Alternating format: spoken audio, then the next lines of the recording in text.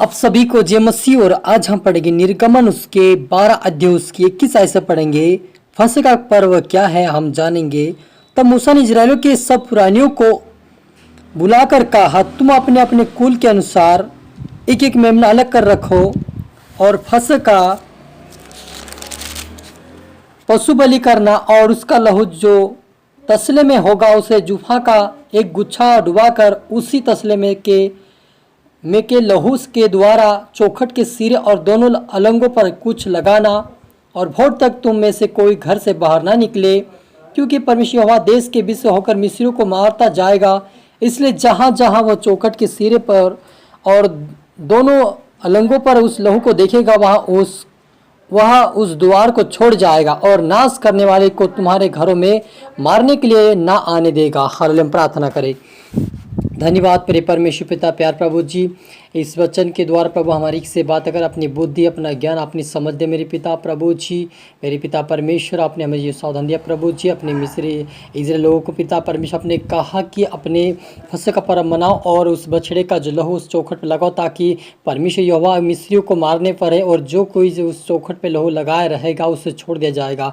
आज प्रभु जी हर व्यक्ति पिता परमेश्वर समस्या में और मुसीबत में पड़ा प्रभु, जिनके जीवन में से प्रभु हर प्रकार की समस्या जाए पिता। जैसे मिस्री देश में पिता परमेश्वर वो सारे लोग नष्ट हुए, लेकिन जो आपके लोग थे वो बचाए गए पिता। वैसे आज पिता इस दुनिया के अंदर प्रभु जी हर व्यक्ति बचे आपके लहू के द्वारा प्रभु यीशु मसीह के लहू के द्वारा बचने पाए। तेरे राज्य की वारस बिना सहन दे मेरे परमेश्वर पिता। हर तरह सौंपते मेरे पिता, प्रार्थना सुना आशीष के धन्यवाद मेरे प्रभु जी। ये प्रार्थना दुआ यीशु तेरे मीठे मधुर नाम से मांगते हैं, आमीन। तो मेरे अजीजों, क्या हुआ कि जब परमेश्वर ने अपने लोगों को मूसा के द्वारा छुड़ाने पड़ता इजराइल लोगों को, तो वहाँ से फिरौन की जो सेना थी और जो लोग थे वो कठोर मन के थे और वो फिरौन राजा उनको छोड़ना नहीं चाहता था। इसलिए परमेश्वर ने उनको एक नियम बताया था कि मैं इस मिस्र देश में ऐसी विपत्ति और महामारी भेजने वाला हूँ जो सारे लोग नष्ट हो जाएंगे, पहलोटा सभी नष्ट हो जाएंगे, लेकिन जिनके घर के ऊपर फसह का पर्व मनाया हुआ बछड़े का लहू लगाया होगा चौखट पे, तो वो छोड़ दिया जाएगा। और इस विधि को परमेश्वर ने उस मूसा को कहा कि ये विधि करने के लिए उस मूसा और हारून से कहा। और जब उन्होंने इस बात को कहा कि तुम्हें क्या करना है, एक बछड़ा सभी परिवार में एक एक मेमना लेना है निर्दोष, और उसे मारकर उसके लहू को चौखट पे लगाना है। और सारे जितने लोग इजरायली लोग थे सारे लोगों ने ऐसा ही किया।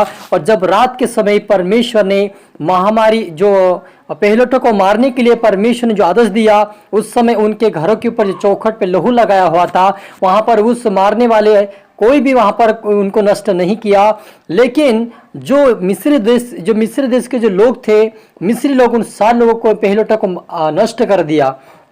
हालेलुया। तो मेरे अजीजों, यदि आप और मैं परमेश्वर के वचन के अनुसार चलेंगे तो हमारे जीवन में भी कोई बीमारी महामारी नहीं आएगी। जैसे यहाँ पर हम पुराने नियम में देखते कि परमेश्वर ने एक वायदा किया था कि मैं तुम्हारे लोगों को छोड़ दूंगा। तब तुम कब छोड़ोगे? जब वो चौखट पे लहू लगाया हुआ देखागा तब वो छोड़ देगा, लेकिन विधि के अनुसार करना, इस प्रकार से कहा था। वैसे हम एक नए नियम में भी प्रभु यीशु मसीह ने हमसे एक वायदा किया है। वो कहता है, परंतु जब मसीह आने वाले अच्छी वस्तुओं का महायाजक होकर आया तो उसने और भी भेड़ और भी बड़े सीधे तंबू से होकर जो हाथ का बना हुआ नहीं, अर्थात इस सृष्टि का नहीं, और बकरों और बछड़ों के लहू के द्वारा नहीं, पर अपने ही लहू के द्वारा एक ही बार में पवित्र स्थान में प्रवेश किया और अंत छुटकारा प्राप्त किया। हालेलुया।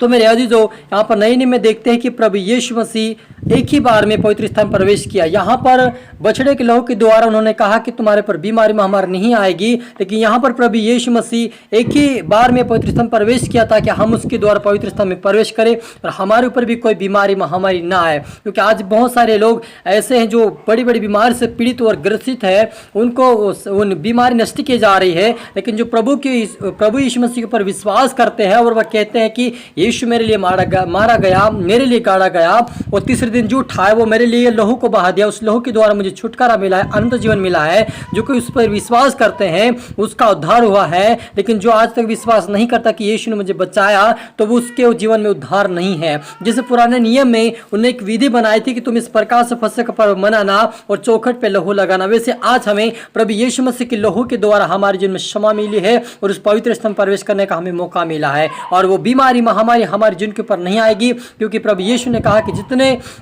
जितने प्रभु यीशु मसीह के ऊपर विश्वास करते और बपतिस्मा लेते तो उसी का उद्धार होगा। यानी कि जो कोई प्रभु यीशु मसीह को उद्धार करता मानेगा उसके जीवन में बीमारी महामारी नहीं आएगी, लेकिन उनको प्रभु यीशु मसीह बचाएगा और एक दिन वो स्वर्ग राज्य में भी प्रवेश करेंगे। हालेलुया। हम प्रार्थना करें। धन्यवाद मेरे परमेश्वर पिता प्यार प्रभु जी, आज के वचन आज के कलाम से हम हर एक से बातें किया आजीज किया। धन्यवाद प्रभु, आपका नाम ऊंचा हो प्रभु, आप बड़े में घट मेरे पिता। पुराने नियम में पिता परमेश्वर आपने एक वायदा किया प्रभु जी कि तुम इस प्रकार से तुम विधि को करा तब तुम नष्ट नहीं होगे, लेकिन मिस्री लोग सारे पहले पिता परमेश्वर नष्ट हो गए।